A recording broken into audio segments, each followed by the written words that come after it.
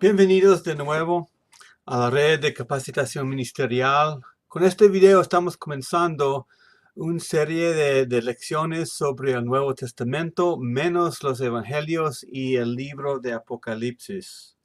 Y estamos comenzando en Hechos y vamos a ver las cartas a las iglesias en el Nuevo Testamento y vamos a estar haciendo el enlace entre la historia de Hechos y las cartas que se escribieron. Comenzando después de la resurrección de Cristo, entramos en un siglo diferente. Entramos en una parte de la historia que parece algo muy nuevo. Y los discípulos, desde el inicio del libro de Hechos, necesitaban un paradigma nuevo. Un paradigma es básicamente una manera de pensar. Ellos necesitaban otra manera de pensar desde la resurrección de Cristo en adelante. Tuvieron un entendimiento basado en el Antiguo Testamento, de pactos con Abraham y Moisés. Abraham, padre de la fe; Moisés, el que entregó la ley de Dios a Israel, pensando en todo lo que estaba escrito en el Antiguo Testamento. Tuvieron expectativas muy ligadas con el Antiguo Testamento. Buscaban un Mesías según su criterio, según un reino terrenal, y Jesús comienza el ministerio de ellos tratando de corregir ese enfoque, ayudándoles, enseñándoles todavía después de su resurrección. En el Nuevo Testamento encontramos el misterio de la iglesia. En el Antiguo Testamento, esta época, lo que es la iglesia era algo desconocido. No reconocieron que Dios iba a ser la iglesia antes de su segunda venida. Era un misterio revelado en el Nuevo Testamento. La iglesia, en latín, ecclesia, quiere decir la asamblea de los llamados. Y la iglesia iba a ser la asamblea de los llamados del mundo, no solamente los llamados de Israel. Lo que está comenzando algo aquí es lo que parece un programa nuevo, de punto de vista muy humano. No estamos pensando en esa línea, ese programa del punto de vista de Dios. Para Dios, el Nuevo Testamento es parte del primer plan original que inició desde Génesis.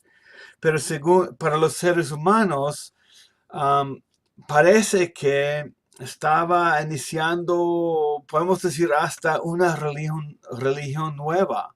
Los judíos que no creyeron, así pensaron, una secta, una religión diferente. Todavía los judíos dicen que el cristianismo es otra religión, que no están siguiendo, obedeciendo y adorando al Dios verdadero. Así dicen los judíos todavía hoy en día. Y para los discípulos, los creyentes del primer siglo, estaba sucediendo algo distinto por apariencia humana, por punto de vista humano, pero realmente estamos hablando del mismo plan de Dios. Pero uso esa palabra paradigma, un término que normalmente usamos, no es un término muy común.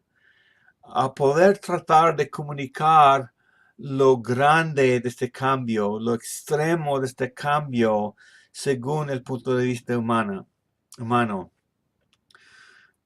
Jesús dijo a Pedro, estaban en una conversación sobre quién era Jesucristo, y Pedro expresó un entendimiento de quién era Cristo, y Jesús le responde: yo también te digo que tú eres Pedro. Sobre esta roca edificaré mi iglesia. Ya muchos tratan de decir que Pedro es la iglesia, pero es la roca, pero Pedro no es la roca sobre la cual está edificada la iglesia, es Cristo. Cristo es la roca. Sobre el conocimiento de quién es Jesucristo, Jesús edifica su iglesia, reconociendo el Salvador. Basado en eso, edifica la iglesia. Sigue el mismo plan de Dios. Pero ellos tuvieron una expectativa muy diferente. Todavía hicieron sacrificios. El templo era el lugar donde adorar a Dios. Debían tener sus propios gobernadores como tuvieron muchos años antes de este momento en la historia, primer siglo. Pero los romanos tuvieron control, eran los gobernadores. Ellos estaban esperando un Mesías, un rey que restaure el reino a la nación física de Israel. Eso fue la mentalidad. Los judíos que no recibieron a Cristo pensaban eso, los discípulos, por costumbre, porque lo que habían aprendido, por sus esperanzas, estaban esperando un rey que iba a conquistar a los enemigos de Israel y establecer la nación como en un poder que tenían antes. Pero eso no fue el caso. Y comienza en Hechos, capítulo 1. Voy a leer 3 a 5. Dice, a estos también, después de su padecimiento, se presentó vivo con muchas pruebas convincentes, apareciéndoseles durante 40 días, hablándoles de lo relacionado con el reino de Dios. O sea, el reino de Dios estaba hablando acerca de ciudadanía del reino de Dios. Y reuniéndolos, les mandó que no salieran de Jerusalén, sino que esperarán la promesa del Padre, la cual les dijo, oyeron de mí, porque Juan bautizó con agua, pero ustedes serán bautizados con el Espíritu Santo dentro de pocos días. O sea, les dio órdenes que vayan a cierto lugar a esperar algo. Y cuando llegó mientras estaban en esa conversación, antes de llegar ese día, estaban hablando todavía con Jesús y ellos responden. Dice en versículo 6 del capítulo 1. Entonces, los que estaban reunidos le preguntaban, Señor, ¿restaurarás en este tiempo el reino a Israel? O sea, eso demuestra su mentalidad, su enfoque. Reino terrenal, conquistando a los enemigos. Jesús tiene que aclarar su punto de vista. Tenía que cambiar su paradigma, su manera de pensar. Algo, según el criterio humano, algo drástico. Y quiero comunicar eso con claridad porque eso es lo que vamos a ver en el libro de Hechos. Pero ese entendimiento nos ayuda mucho en interpretar las cartas escritas a las iglesias. Por ejemplo, especialmente a los Gálatas, a los hebreos, a los romanos. Nos ayuda mucho. Si recordamos lo difícil de esta época, cambio de mente, cambio de enfoque, tenían que ajustarse al corazón del plan original de Dios. Tuvieron otra mentalidad.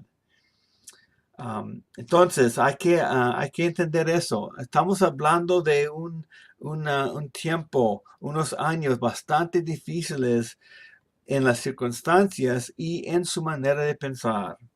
Nunca estaba pensando en incluir a los gentiles. Eso es lo que vamos a encontrar. Sigue diciendo Jesús. Jesús les contestó, no les corresponde a ustedes saber los tiempos ni las épocas que el Padre ha fijado con su propia autoridad. O sea, cambia la dirección de la conversación. Ellos estaban esperando algo y él está básicamente diciendo, esa no es su conversación. No se preocupen por eso. No, eso no es lo que deben estar esperando y planeando. Eso es para otro tiempo, otra época, porque cambia el enfoque, le dice versículo 8. Pero recibirán poder cuando el Espíritu Santo venga sobre ustedes, que viene en poder. Ellos estaban esperando un poder, pero no la misión, no la época que estaba comenzando ah, con la iglesia. Recibirán poder y serán mis testigos. Eso es lo que está comunicando Jesús. Ustedes van a ser testigos de mí, no del Antiguo Testamento, no de la ley, no de Moisés, sino de Jesús. Mis testigos en Jerusalén, en toda Judea, eso no es tan difícil, ¿no es cierto? Y Samaria, pues, ¿qué implica eso para los judíos? Algo raro, ¿por qué vamos a ellos? Y serán mis testigos hasta los confines de la tierra. Aún los gentiles, eso es lo que está diciendo Jesús.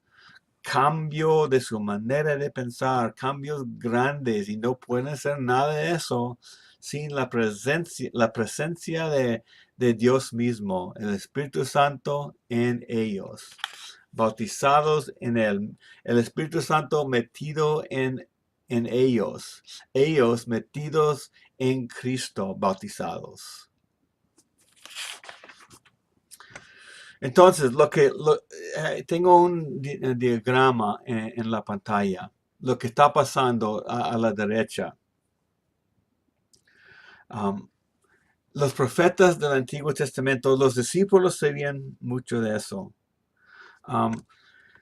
Y en Efesios 3, lo que está en la parte baja en la pantalla, Efesios 3:5, la iglesia que en otras generaciones no se dio a conocer. Desde el Antiguo Testamento, los profetas no entendieron ese tiempo después de Cristo, la primera venida. Y los discípulos entendieron el Antiguo Testamento, pero no estaban agarrando varios detalles. No entendieron la venida de Cristo. Eso era su enfoque, su Mesías, el que iba a conquistar a los enemigos de Israel. Entonces, miraron la venida, la primera y la segunda, como si fuera un solo evento. Viene ellos no entendieron que iba a haber dos llegadas del Mesías, pero sí fue. La primera, Israel rechazó a su rey, rechazó lo que él estaba ofreciendo. No tenían el corazón para ser ciudadano del reino de Dios. Jesús los dejó negarlo y comenzó otra época. Todavía según el plan original de Dios, claro que sí, pero desde el punto de vista humano, era misterio en el Antiguo Testamento. Misterio es algo no conocido. Pero Efesios dice, en otras generaciones no se dio a conocer, pero para nosotros se dio a conocer. Nos hizo conocer el misterio de esta época, el misterio de la iglesia, el misterio de Cristo. Y leemos el Nuevo Testamento y encontramos el significado de ese misterio. Jesús en nosotros. Los gentiles vienen a Cristo. Dos grupos unidos en un solo grupo. Los judíos y los gentiles en la misma iglesia, la misma asamblea de los llamados de Dios. Los dos grupos en uno. Cristo en nosotros, el poder de nosotros, en el Espíritu Santo mandado porque Jesús dejó esta tierra. O sea, era misterio. Nosotros que estamos en esa época entre la primera y la segunda venida de Cristo, estamos en esa época de la iglesia. Somos um, ese misterio, lo que era misterio antes, lo que no es ahora, lo conocemos.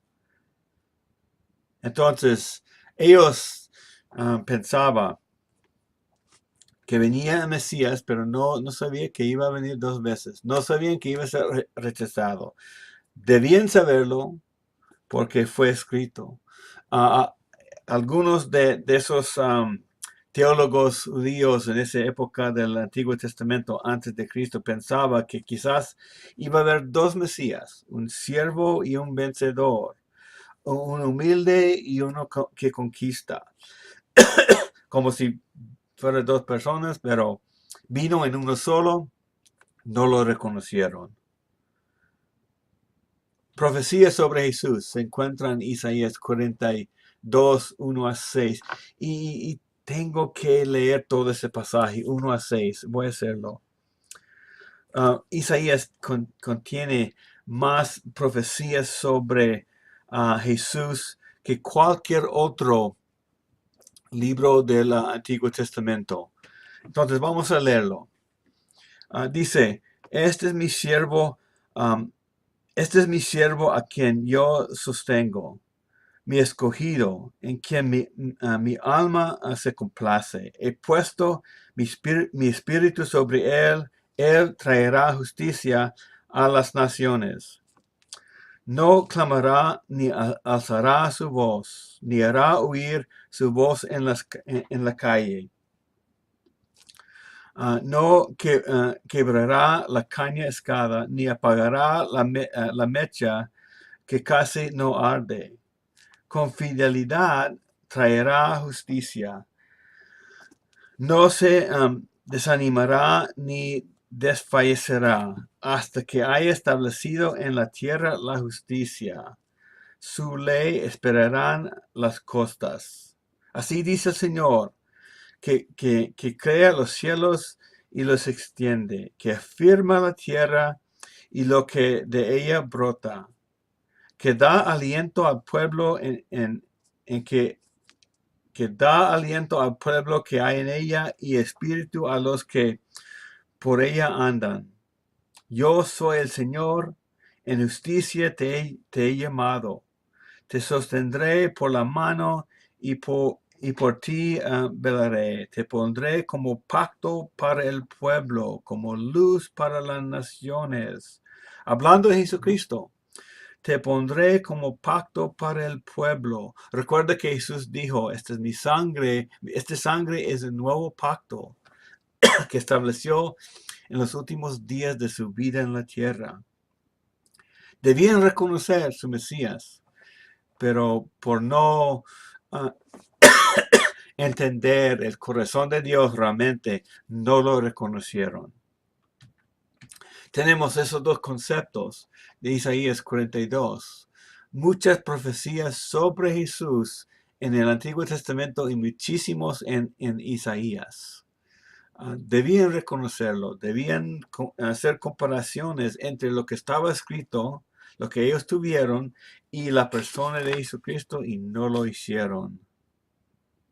Romanos 16 dice, y aquel que es poderoso para afirmarlos conforme a mi evangelio y a la predicación de Jesucristo, según la revelación del misterio, o sea, según la revelación del misterio que ha sido mantenido en secreto durante siglos sin fin.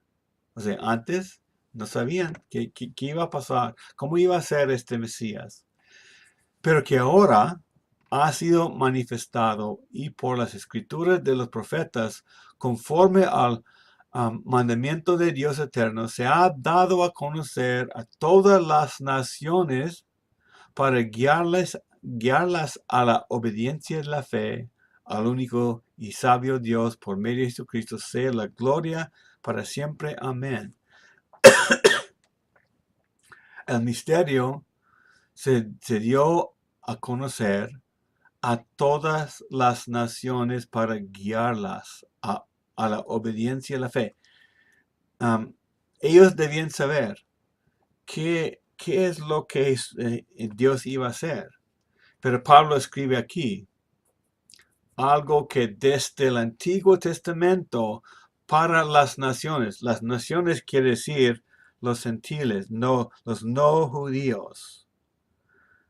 Entonces, según el entendimiento de los creyentes del primer siglo de la iglesia, todo esto es un cambio de su enfoque, cambio de su manera de vivir, porque estaban participando en lo que parecía una religión nueva para los judíos. Los primeros creyentes eran judíos y ya estaban haciendo algo que parece a muchos una especie de traición, traicionando las escrituras. Eso es lo que les parecía a muchos y tenían que aguantar mucha violencia porque estaban llevando la fe en Dios a lugares donde no debían, según los judíos que no creían. Cambio de mente, dificultades. Y había mucha dificultad entre los primeros creyentes y los judíos del templo, y no solamente en Jerusalén, porque había comunidades en muchas áreas, y vamos a ver eso. Entonces, cambio de mente, cambio de tradiciones, cambio de muchísimas cosas. No puedo enfatizarlo suficientemente bien porque entendiendo eso nos ayuda en la interpretación en las cartas en el Nuevo Testamento. Vamos a estar enfatizando eso porque se ve en Hechos, pero vamos a hacer el enlace entre lo que pasa en Hechos y lo que fue escrito en las cartas del Nuevo Testamento. Entonces, tengo una mapa aquí de las Américas. Lo más probable es que todos los que van a escuchar esta enseñanza viven en esta parte del mundo. ¿Qué tal si estamos en un país y el cristianismo se establece, lo que ha pasado en muchos países que están en la pantalla, y sigue por siglos y siglos? Lo que pasa a veces es que nuestra identidad nacional se mezcla con nuestra identidad en Cristo y establecemos la manera de vivir bajo el cristianismo, pero también bajo nuestra nacionalidad, hasta que los dos principios se mezclan y a veces no se puede reconocer en la cultura de la iglesia. No se puede encontrar muy bien y de manera clara a la persona de Jesucristo. Se ha mezclado con la identidad nacional. En los Estados Unidos somos súper culpables de eso mismo. Ser buen americano es ser cristiano. Ser buen cristiano es ser buen americano. Y puede ser buen mexicano, buen colombiano es ser cristiano. Ser buen cristiano es ser buen colombiano. Pero les pregunto, ¿están dispuestos que Dios cambie su manera de pensar? Quizás en el lugar donde están viviendo o en la nación de origen, se establecen tradiciones en la iglesia según los mexicanos, según los estadounidenses, según los venezolanos, que quizás no son de Dios. No estamos entendiendo bien cuando mezclamos, digamos, la política de nuestra nación con nuestra fe. ¿Estamos dispuestos que Dios cambie nuestra manera de pensar como hizo con los creyentes del primer siglo, judíos que recibieron a Cristo? Dios tenía que cambiar su mente, cambiar su manera de pensar. Se ve con mucha claridad en esa conversación que Jesús tuvo con los discípulos. Entonces, seguimos adelante hasta el libro de Lucas, de Hechos, digo. El autor. El autor se llama Lucas.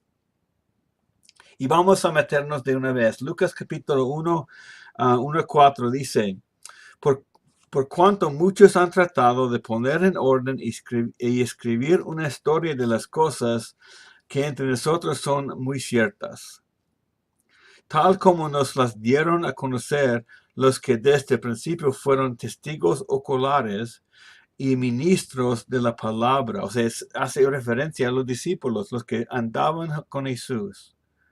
También a mí me ha parecido conveniente, después de haberlo investigado con toda diligencia desde el principio, escribírtelas ordenadamente, excelentísimo Teófilo. O sea, Lucas estaba escribiendo a un amigo. Hizo una investigación y quería informar a su amigo acerca de las cosas de Jesucristo y lo que sucedió después de su vida en esta tierra, para que sepas la verdad precisa acerca de las cosas que te han sido enseñadas. O sea, este Teófilo sabía algo, porque Lucas había escrito a él 2 veces. Lo que acabo de leer, disculpe, es Lucas capítulo 1. Lucas, por investigar las cosas sobre Jesucristo con mucho cuidado, era una persona educada, escribió a su amigo Teófilo acerca de Jesucristo, acerca de lo que él había escuchado de Jesús, pero Lucas le está escribiendo sobre más detalles. Encontramos el mismo estilo de introducción en el libro de Hechos. En el primer relato, estimado Teófilo, escribí acerca de todo lo que Jesús comenzó a hacer y enseñar. O sea, la introducción se encuentra en Lucas capítulo 1 y vuelve otra vez en Hechos capítulo 1, escribiendo al mismo hombre.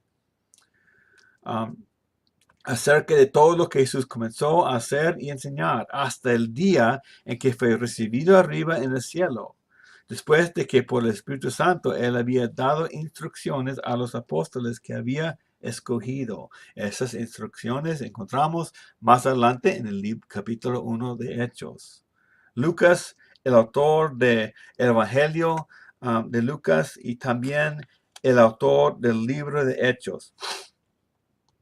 Pero el Evangelio fue escrito por investigación, no era testigo ocular, él no vio todo lo que escribió en el Evangelio de Lucas. Investigó y nos dio un relato muy bien escrito que coordina con los otros evangelios. Imagínense la obra que él hizo para hacer todo eso. Algo, pues yo digo, maravilloso. Lucas era compañero de Pablo, un doctor, en una referencia en Colosenses capítulo 4, cuando Pablo dice, Lucas, el médico amado. Parece que viajó con Pablo y quizás atendió a Pablo, sus necesidades médicas. Lucas es el único autor gentil de la Biblia. Todos los demás eran judíos. Lucas, gentil, no era judío. Mencionado en Filemón por Pablo y segundo de Timoteo, dice, solo Lucas está conmigo. Un hombre fiel, un amigo fiel a Pablo. Lucas no menciona a sí mismo. Pero se encuentra su presencia cuando escribe, cuando dice, nosotros fuimos a tal lugar. El Evangelio no es testigo ocular, pero Hechos sí, en parte por lo menos, porque Lucas viajaba con Pablo. La fecha que cuando fue escrito, más o menos entre esos 4 años, el año 58 y 62, quizás temprano en los 60. Y es evidente porque mientras está escribiendo, Jerusalén está en paz. No ha caído en las manos de los romanos, no destruyeron el templo como hicieron en el año 70. No se encuentra nada de esa información ahí. Estilo del libro, investigación y también experiencia personal. No está escrito necesariamente en orden cronológico.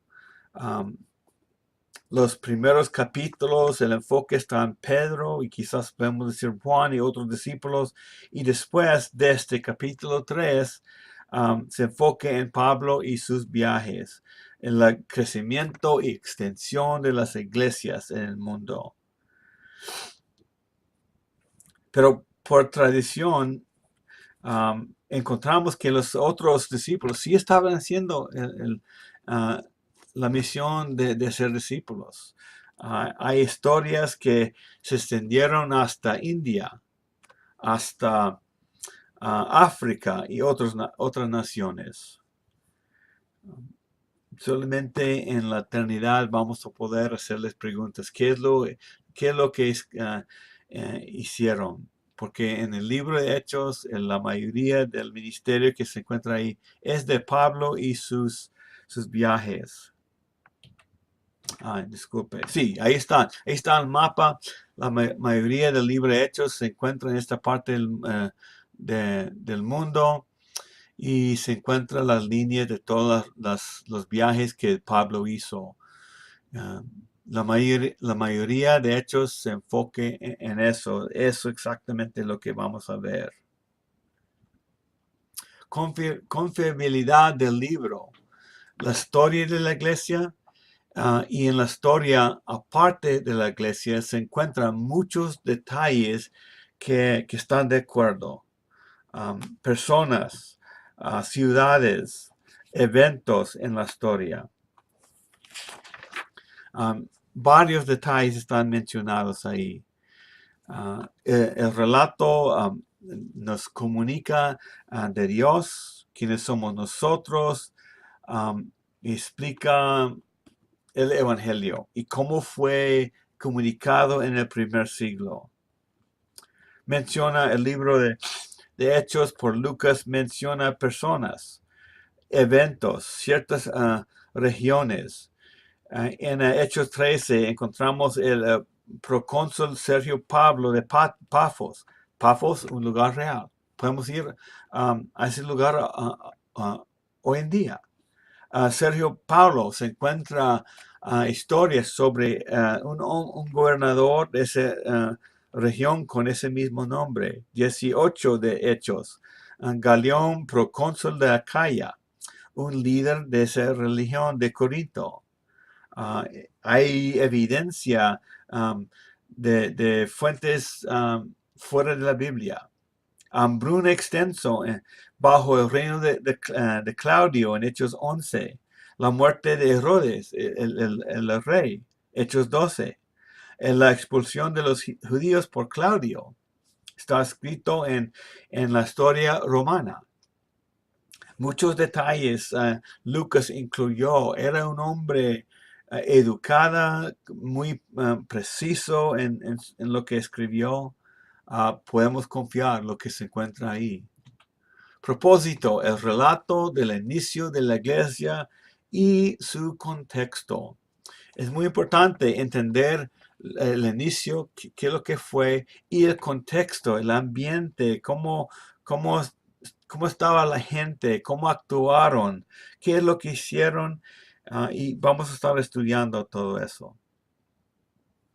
Dios usó un gentil para darnos la historia del inicio de la iglesia. Muy apropiado porque dentro de esa historia encontramos obras maravillosas a poder encontrar, alcanzar a los gentiles, los no judíos. Qué maravilla, porque Soy uno de esos gentiles. Dios inició su plan eficaz para alcanzar todas las naciones del mundo. Sin hechos,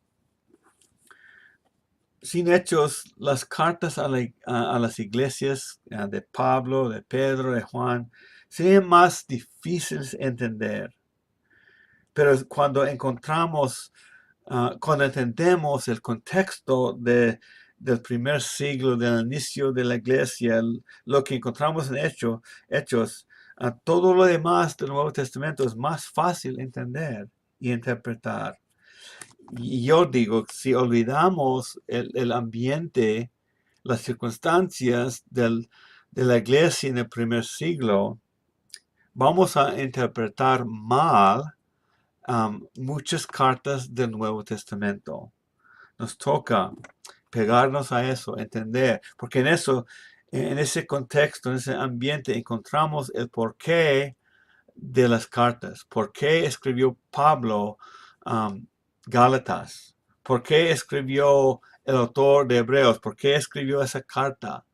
Entendiendo el contexto, la dificultad de esos años, podemos entenderlo mucho mejor y encontrar mejores aplicaciones a nuestras vidas. Entonces, con eso terminamos la introducción de este curso.